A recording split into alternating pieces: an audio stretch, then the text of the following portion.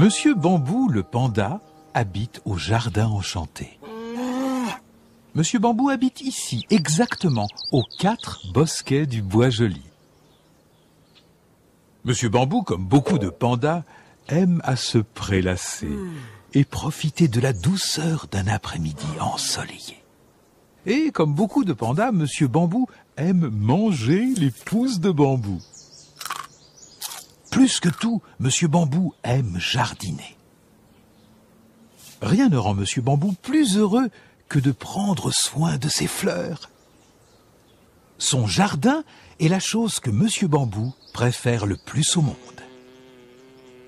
Mais Monsieur Bambou aime tellement ses fleurs qu'il ne laisse personne s'en approcher. Il a peur qu'on endommage son beau jardin.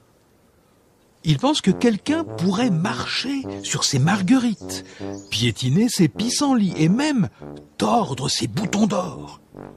En fait, s'il te voyait maintenant admirer son jardin, il se mettrait à crier avec effroi. « Ah, éloigne-toi de mes fleurs, je t'en prie !» Qu'il est bête, Monsieur Bambou. Notre histoire commence par un beau matin au bosquet du Bois Joli. Monsieur Bambou prenait son petit déjeuner. Il était tout sourire, car ce matin, il dégustait son petit déjeuner préféré. Une grande assiette de pousses de bambou et une bonne tasse de thé.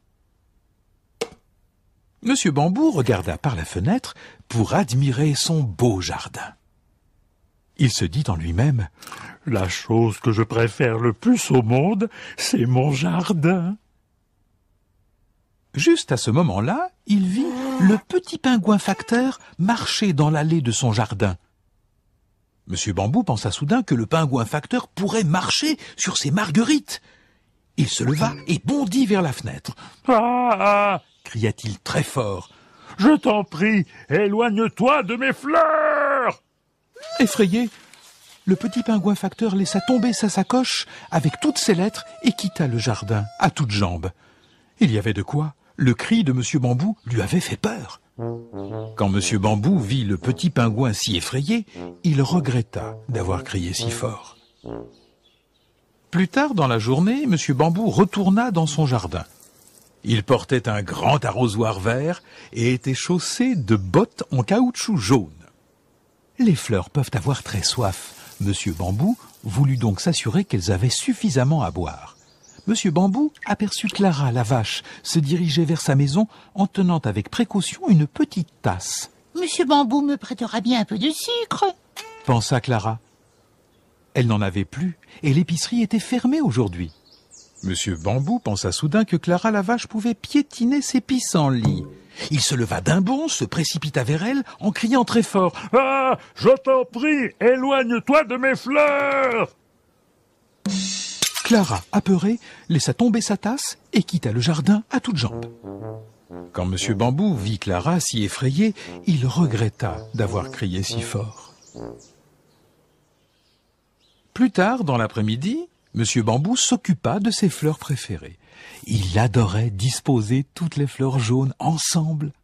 Ne sont-elles pas jolies? Wafi le chiot marcha vers la maison en remuant sa petite queue.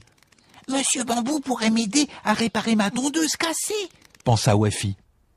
Monsieur Bambou pensa alors que Wafi pourrait tordre ses boutons d'or. Il se leva, bondit vers la fenêtre et cria très fort. « Ah, je t'en prie, éloigne-toi de mes fleurs !» De peur, Wafi en laissa tomber sa tondeuse cassée et quitta le jardin à toutes jambes.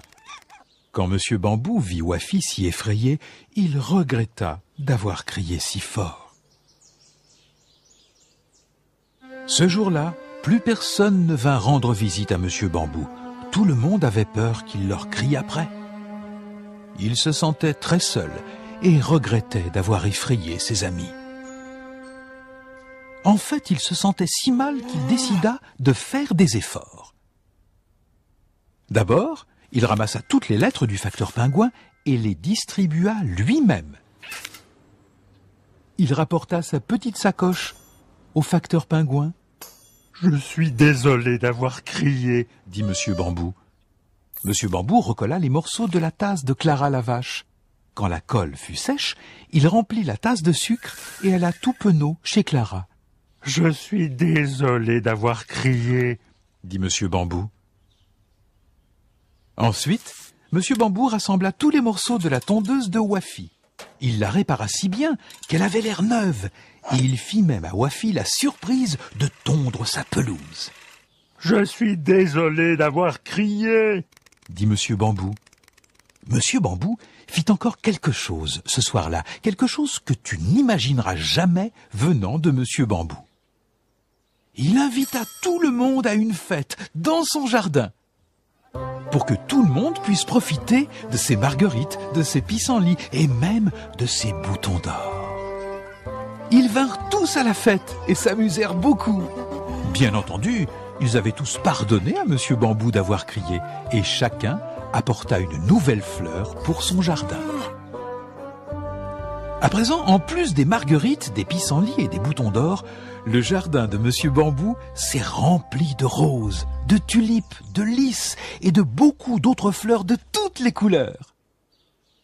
Pourtant, malgré son si beau jardin, Monsieur Bambou a découvert qu'il y a autre chose de plus important au monde.